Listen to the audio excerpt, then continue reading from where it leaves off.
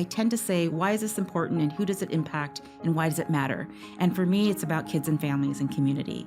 And looking at Senate District 4, a lot of those hometown values, a lot of that old California that I remember and that I want for my kids and now for my grandson has disappeared. Many families have kind of packed up and left California. The politics have gone to extremes, extreme left, extreme right.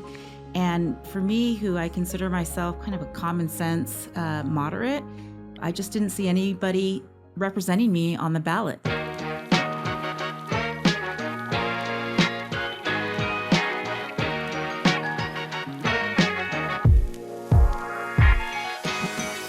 Hello and welcome to another episode of Sacktown Talks. Today we're glad to be joined by Senator Marie Alvarado Gil. Marie, thanks for joining us. How's it going? Hi, it's going great. Thanks for having me. It's good to see you. You're the fresh face in the Senate there. Yes. Probably the biggest district in the state. Is that right? It's quite large, yes. Yeah. We've got 13 counties, so that's a lot of electeds to wrangle around. Exactly. A lot of space to cover. So, welcome to Sacramento. And I Thank guess, you. How's it been kind of coming up to Sacramento and kind of, diving into politics? It's been a great experience. I'm learning a lot. It's kind of like being tossed back into college freshman year where you're still trying to figure out where all your classes are and, who the cool kids are, and which classes to take, which ones, It's been an experience. Yeah. Yeah. Who are the cool kids? Who are the cool kids?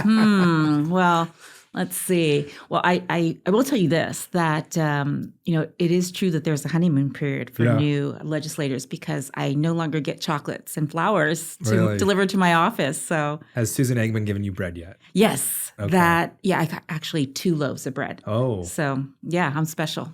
That's good. That's good. Good indeed. So you were never in politics before, right? Was not. No, this is my first role in elected office. So, what did you think it was going to be like? And how has your perception changed now that you're actually here and you're in it? Yeah. Well, I definitely understood the environment because I've been on the advocacy side and I've had several appointed offices. What was new to me was really the restrictions, like asking permission to do things. It's a very disciplined, regimented environment. So navigating through that has been difficult for me. I feel like I've had a lot more freedoms in the nonprofit world and in the public sector, and certainly in education, to be creative. One thing that I really appreciate are deadlines. So that works really well for me. I know things have to get done by a certain time. That's interesting. Yeah. Before you got elected, can we get a little background on you? Kind of where'd you grow up, and kind of where are you living today? Yeah, well, I'm a native Californian, so born and raised in Mountain View, but not the Silicon Valley that we know today. Right. I actually had apricot orchards and cherry trees in my backyard, so that's what I remember. I was in Mountain View most of my childhood. My parents immigrated from Mexico, and they were both teenagers, young people, when they had my brother and me.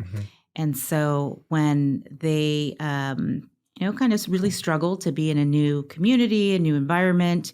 And so, life became chaotic for my family.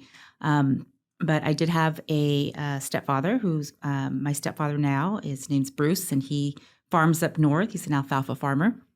So I feel like my love for agriculture and my connection to California, I really give him that.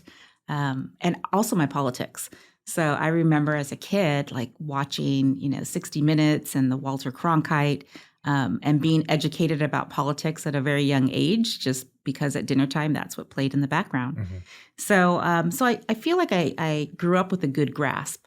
What I didn't understand was the difference of being a first-generation Mexican-American in a new community. So I grew up speaking Spanish, and so being in an English-speaking environment, I struggled with that.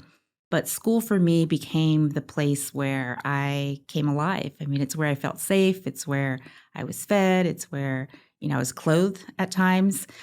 Because as things progressed in my own family, my mom and I became homeless, and then I was in foster care. So I went to go live with my grandmother in Mexico for a year.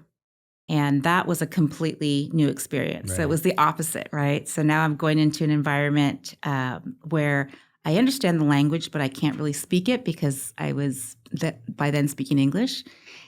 And it was in a small town in Jalisco. The town is called Magdalena. And my grandma ran the only tortilla factory in town. So I got to see the community come together around food and actually see from kernel to kilo, if you can say, because I also learned metric system in a Right. very different way. But from kernel to kilo, just how food brings community together. So that Now, was would she a make the staple. flour tortillas or the corn tortillas, or Well, both? she made the corn tortillas, and then her comadre did the flour tortillas. So I had to go all the way to Guadalajara to get the flour tortillas. But yeah, that was the highlight of my childhood, was freshly made tortillas. And did you get the recipe? Do you know? You know, there's not really a recipe because she produced it in kind of like masses, but I did learn how to make tortillas out of masa. So, Mhm. you know, I actually make those for my kids, Yeah. handmade tortillas. So, Lucky. yeah. So what ages were you when you were in Mexico? So I was in Mexico 6th grade, and then I went back summer of 8th grade through my senior year. That's funny. Talking to friends who like grew up in Mexico and then immigrated here, they talk about like the education systems like Yeah. way ahead of ours in the early years. Yeah. That like, when they came here, they were bored because they had already learned it years before. Right. Did you experience that? Like, what was the transition kind of going from, school here where we're like a little more like, let's color and Yeah, right. Right. learn about You know, songs? well, like I said, I always loved school. I felt successful at school. When I went to school in Mexico, everything, of course, was in Spanish. So I had to learn how to adapt. But when it came to math and sciences, that's a universal language. Right. What was odd is I would go to school from Monday through Saturday. So Saturday was part of the curriculum. So, it kept me engaged. There was a class, though. This is a fun story. So, in terms of electives, you can pick either typing class or like shorthand or engineering or technical drawing. And so all the boys would go to technical drawing, all the girls would go to the typing class. Well, for me, I didn't want to learn typing. And so I went to the other class, and I was actually asked to leave because, it wasn't common for a girl to be in that class. But my grandmother, she came and talked to the director and said, no, I want her in this class. So I was one of 2 girls in that class. Wow. But it was the first time that I saw someone stick up for me in my education. And yeah, that was my grandmother who, had very little education on her own, but she, became that model advocate for me, which, resonates in my own policy now. Mm-hmm. And so then, you come back to California for high school? I did. My last semester, I came back. So I took the TOEFL exam, which is the international exam for placement. I came back with the purpose of going to college. I was on the path of, having my own ranch. My grandfather had horses and we had corn. And so I was going to come back here and build that here in the U.S. So I took all English classes my last semester. So I did freshman English, sophomore, junior, and senior. And I took a part-time job working at a vet hospital. So my first job was literally cleaning kennels. So, Right. I've started from the bottom. But for me, it was the experience of being able to come back to the U.S. and be on that path to college. So. So you go to UC Davis. I did. You're working with horses. I presume that was the goal. Well, they don't let you work with horses as a Not freshman. starting. You gotta start out with a hamster. Or... I know. Well, I did work with goats. I'm proud to say I'm one of few legislators that knows how to castrate goats and has actually done it. But I worked on a goat farm, and then I did a semester with dairy cows. Studying the 4 stomachs. Did you know they have 4 stomachs? I think safer. I saw it. Yeah. Yep. Yeah. So I worked on the dairy farm, learned all about the dairy industry. And then I was in charge of doing some of the birthing. So I had like night duty for obstetrics for cows. And I did learn how to actually inseminate. the females. So what I love about reading your bio is like, we all have plans and we mhm. all think we know what we want to do, but then life Right. comes at you and Yeah. life changes. So, okay, you had this plan, you were working Yeah. at UC Davis, but then something changed and, you went in a different direction. Kind of, can you talk to us about that? Yeah. Well, I've always worked a few jobs at a time. One, because, I grew up in poverty, and I understood, you needed to make money to make a living, and certainly as a college student. But I also would take jobs out of curiosity. So one of my curious jobs that I took was working at a neighborhood center in the city of Vacaville. And I took a community development block grant and applied it to a summer program for kids. Mhm. Well, every kid in that program looked just like I did as a kid, and their parents looked like my parents, and they spoke the language, and they came from the backgrounds of my grandmother. And what I was seeing was that same cycle of poverty and abuse and chaos that was in my family perpetrate through these generations. And I just instantly felt a connection with working with kids and families. Mhm. And plus, I got to speak my native language, which I had learned then to read and write and be successful in. And so soon, working with animals took a backseat to working with people. And one of the problems that I wanted to solve was why? Why do kids? Why do we have this cycle of generational poverty and kids being exposed to abuse and alcoholism? And so I started asking those questions, and that actually took me to work in group homes and working with kids with severe emotional disturbances, with different mental health backgrounds. Mhm. And again, I worked from the bottom up and just trying to understand.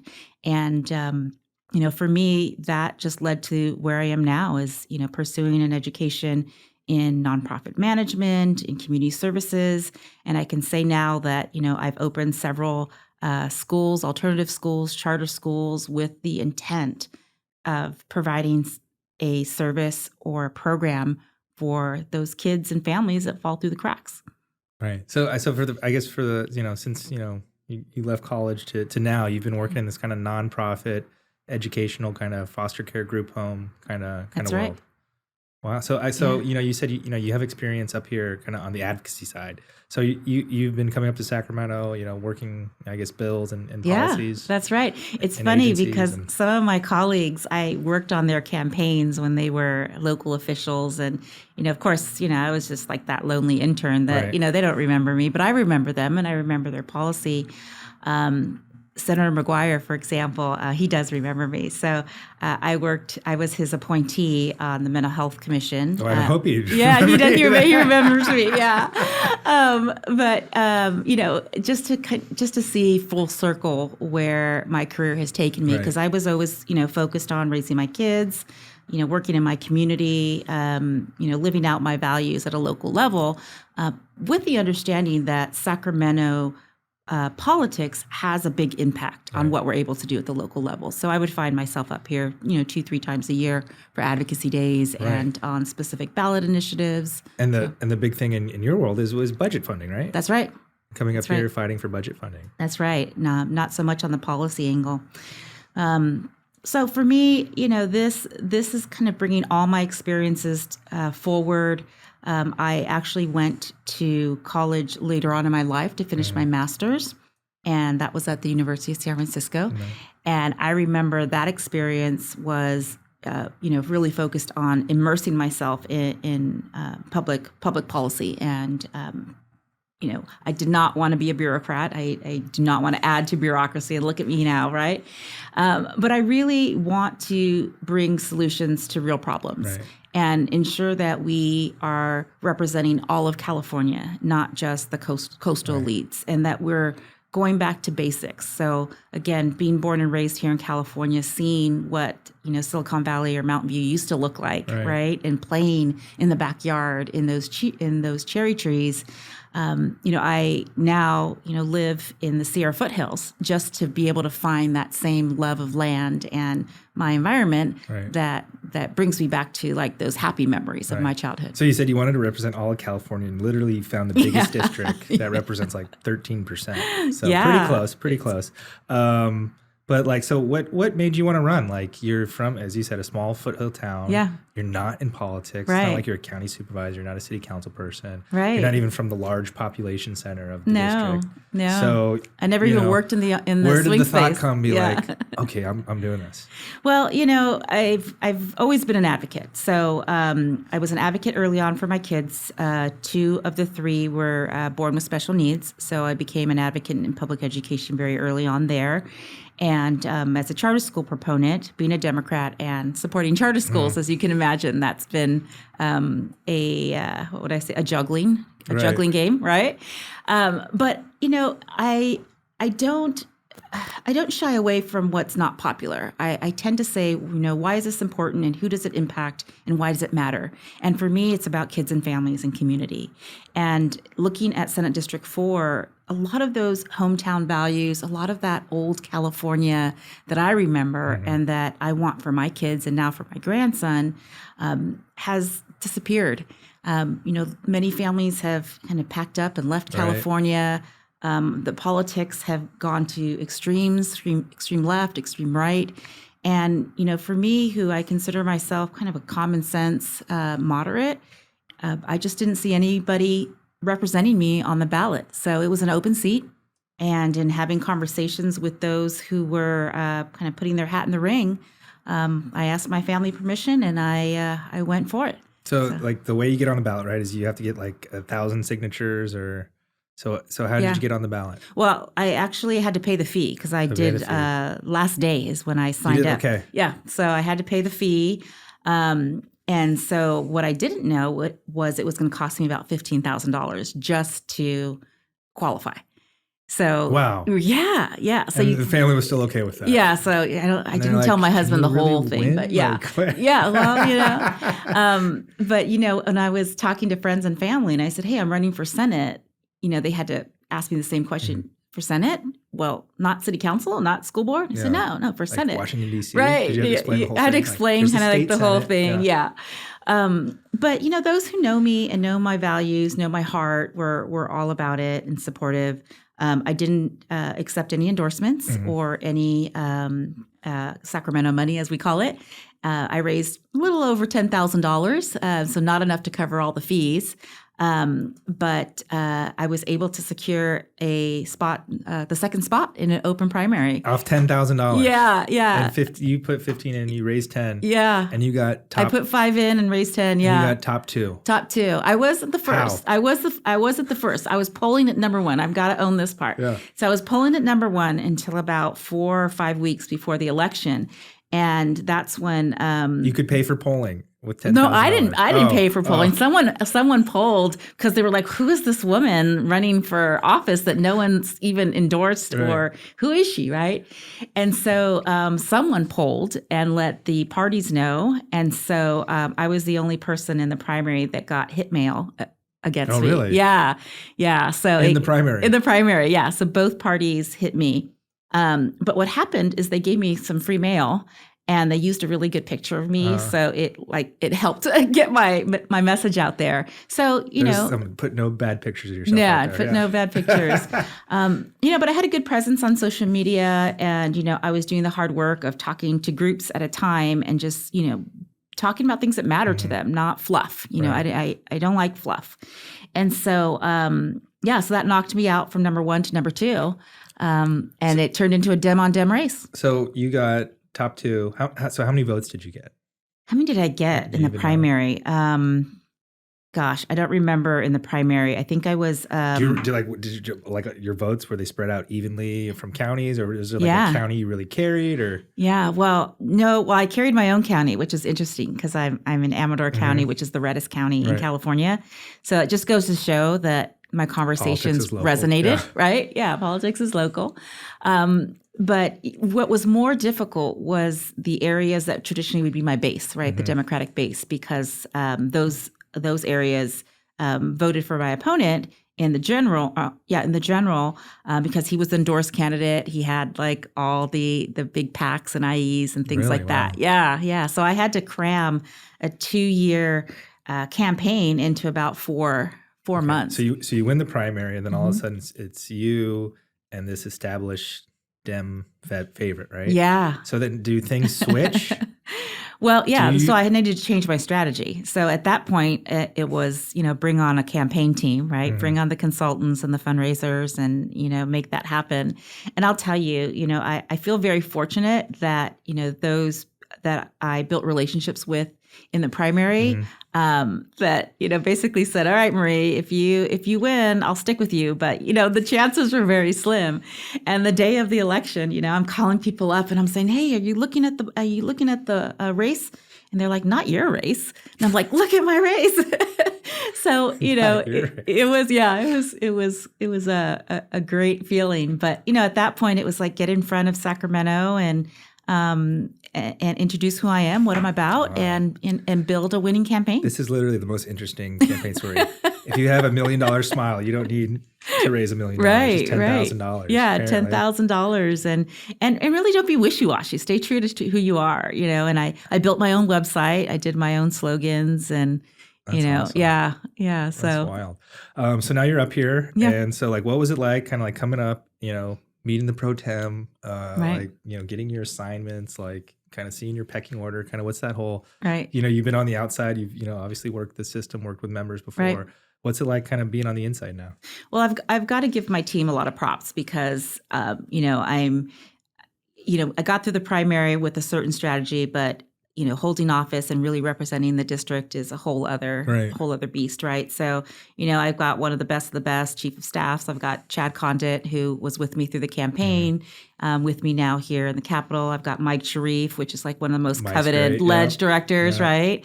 And Erica Harnick. I mean, like we've got a solid ledge team. So, I give them a lot of credit.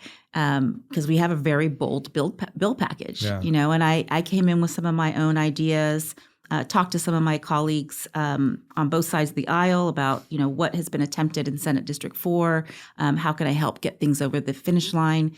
And, frankly, Senate District 4 hasn't had a Democrat represent them in nearly 30 years.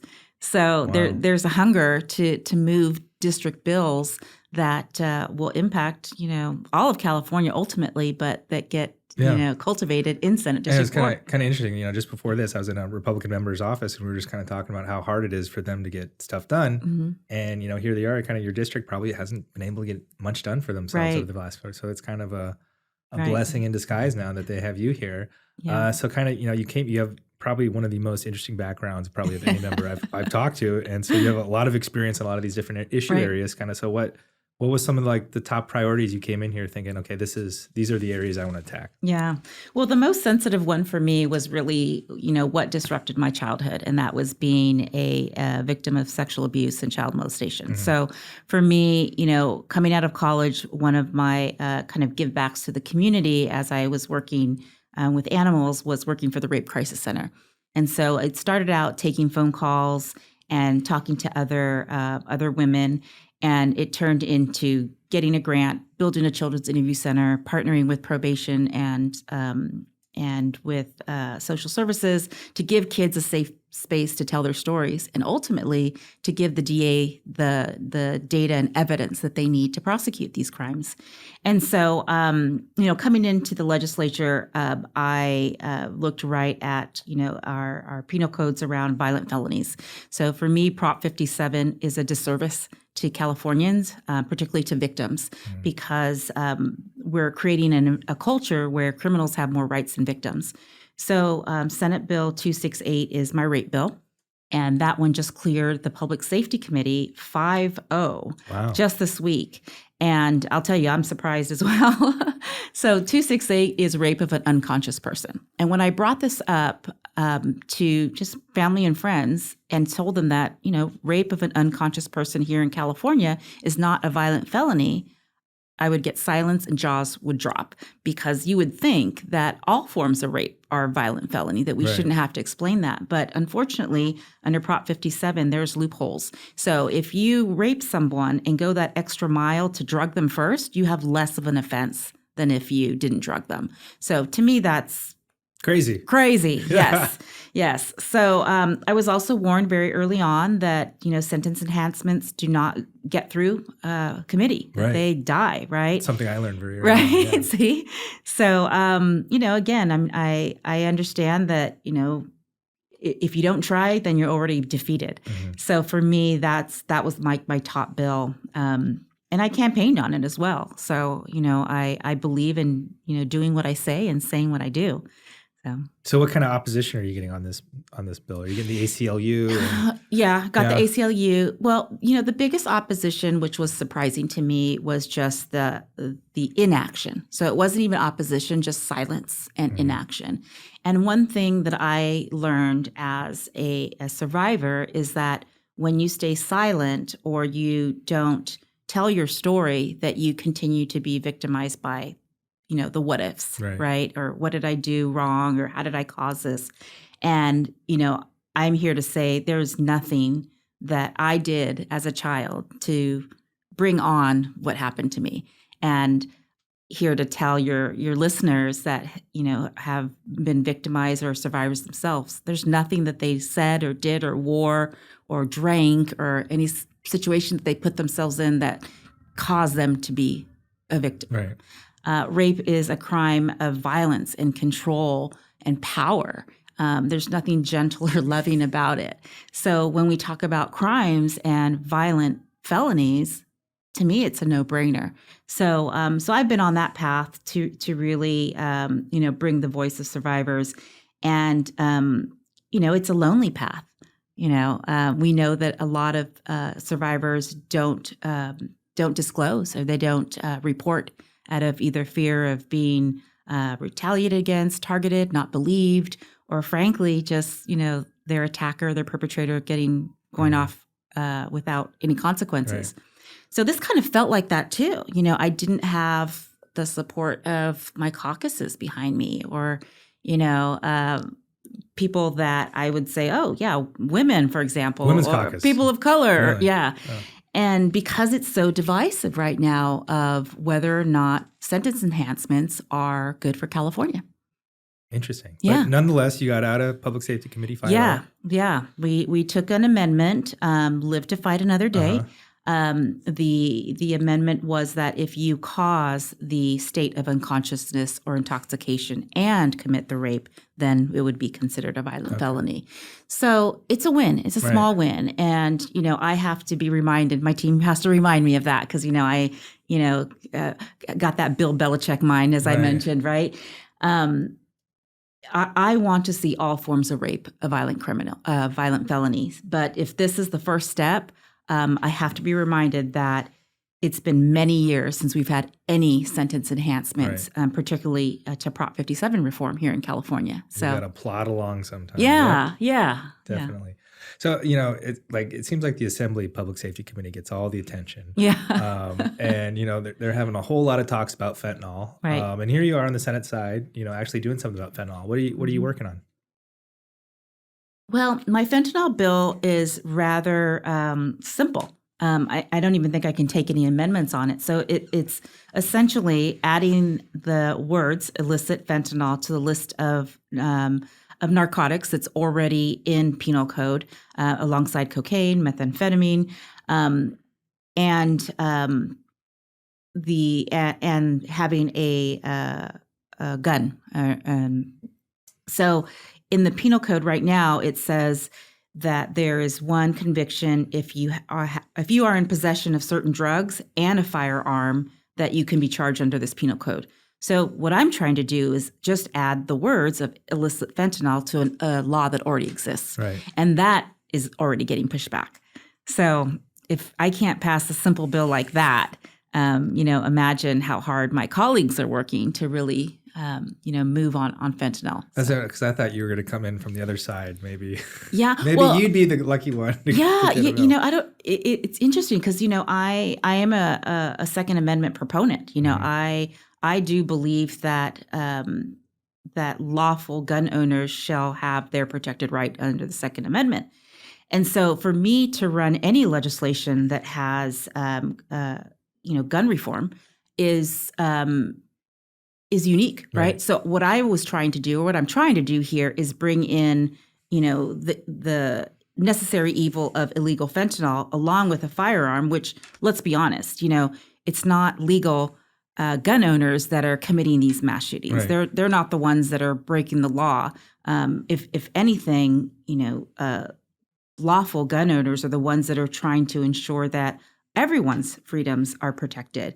But here in California, I understand that the majority is looking to more gun control. So for me, this was a bill that was a no-brainer, for the supermajority. At the same time, getting some fentanyl legislation in there. No, interesting. I guess your district is unique. It's a rural district. Yeah. And, rural issues are different than city issues. That's right. And, growing up in a rural area and, you start thinking about this stuff, like how do you get phone service? Yeah. How do you get fire protection? You're going to call the sheriff, internet, things like that. Everything is a little different, a little harder to do out there. Technology is making some stuff easy. Kind of what are some of the things, I guess district issues that, people were saying, this is what we really need, like, wildfire issues, insurance issues, broadband issues, kind of what's the mandate from the district that they want you paying attention to? Well, definitely broadband. So we've got some final mile and middle mile projects that we still need to complete. So, the Sierra Foothills, I've got the majority of ski resorts also in my district. Yes. And you got Yosemite too. Yes. Yeah. State national parks. We've got the Tahoe Basin. We got the Mono Basin. And so, millions of people travel our roads to come and visit California's playground, right? Our natural playground. But that also means that we have to have reliable internet services, cell phone services, safe roads in order to ensure that people can kind of come and go and we have a healthy economy. So broadband definitely is important. And we're almost there. We've got a couple projects and hopefully in the budget, we will close that loop. The other thing, and this is a personal one as well, is wildfire insurance. So we have what's known as the California Fair Plan, and that's where all of us who live in high-risk fire zone areas get kind of shuffled off to because we can't get a insurance provider to cover us. So I'm in that bucket, and it's insurance. It's a whole other mortgage, to be honest with you. I remember. Huge. I lived up in El Dorado Hills. Oh, so like our first insurance quote, it was like $12,000. That's like, right. What? Yeah. Excuse me. So you think about, we've got a lot of second home owners in Senate District 4 who live elsewhere and they're not voters. Mm-hmm. So when I'm trying to move legislation around parity for just homeowners insurance, it's that balance of not upsetting those that are, kind of bring the economy and the revenue, but also not put all the responsibility on the backs of those who have the shops and the restaurants and keep the main street flowing and are in the hospitality industry. So, we're coming up kind of, committee season's kind of winding down here a bit. Yeah. Doesn't feel like it yet. No, it doesn't. Not at all. Pretty soon we're going to get the May revise, right? Yeah. And, you're experienced budget advocate. Yep. Now you're on the inside. You get to see how the sausage is made. Yeah. Kind of what's important to you and what are you looking to get out of this budget for your district and its programs that you think are important? Yeah. So the biggest thing for me is to ensure that funding for rural communities is earmarked. Mm-hmm. So oftentimes we've got these buckets of funding and it goes to the population centers, right, at the coastal communities, Los Angeles, the Bay Area. So those carve outs for rural communities are really important to me. So I'm monitoring those as well, and I'm calling out those discrepancies in policy as well. The other thing for me is fully funding education. Public education is always on, what I call kind of like the trim block, not the chopping block, but they trim it down. So funding for arts and education, that's an area where I did a lot of work in my life to ensure that we had high quality arts and education programs, including a performing arts charter school where my daughter graduated from, because I know the value of arts to children's mental health and to their overall upbringing. And so fully funding public schools is one of those areas. And another one that's just near and dear to me is the CASA programs. That one's on the chopping block in terms of fully funding our CASA programs. And so that's the program that helps match our mentors and adults to kiddos who are going through the court system. And, I remember as a young person, those adults who made such an impact on my life and helped me stay out of that, that pathway to drugs, gangs, prostitution, because that's the path I was headed before my grandma rescued me from foster care. And so that to me is very important, that we are funding those programs that address some of the most vulnerable populations so that we can prevent some of the most egregious situations. Right. You talked about your experience kind of in foster care and the education system.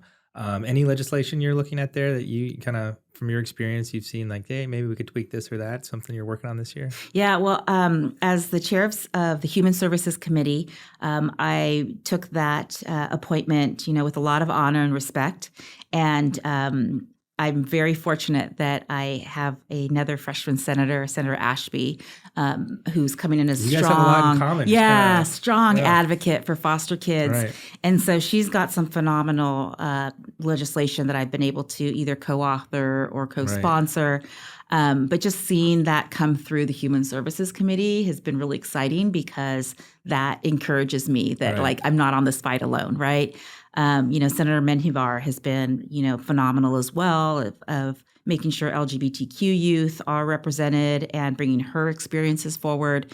So, so as the chair of Human Services, I'm putting my energy into, leading with fairness there, and ensuring that those solid policy bills move forward. That's awesome. Yeah. Well, that's awesome. I was just looking through your bio. I think we've covered everything except, it says you have a grumble of pugs. Yes, I do. So kind of like what is a grumble of pugs? Yes. And then how many pugs makes a grumble? Right. So my pugs are rescues. So I have a pair of brothers and then a little girl. So 3 or more is a grumble of pugs. Yes. Okay. And I have done pug rescue, and I'm going to be that old woman that lives in a motorhome with a bunch of pugs. That's going to be me. Watch the show. So good to know. I actually I went to a park this year, and they had a Pugoween. Oh, and it yes. was like 1,000 pugs dressed in Halloween costumes. Yeah. Do you do that? I do. Yeah. Yeah, I do. But I'll tell you, there's such sweet things, but, vet bills very expensive, so I try to have this disclaimer that love your pug, but realize you've got to get health insurance for them and make sure, because ears, eyes, that's got to be one of your next bills. Pet insurance, affordable pet insurance. There you go. Pug owners. Yeah, single payer pet insurance. Yeah. Perfect. Well, awesome. Thank you so much for taking the time to joining us. Great learning about you and kind of the things you're working on, and look forward to see what you're going to do this year. Thanks so much. All right. Awesome. All right. Thanks. Have a great day.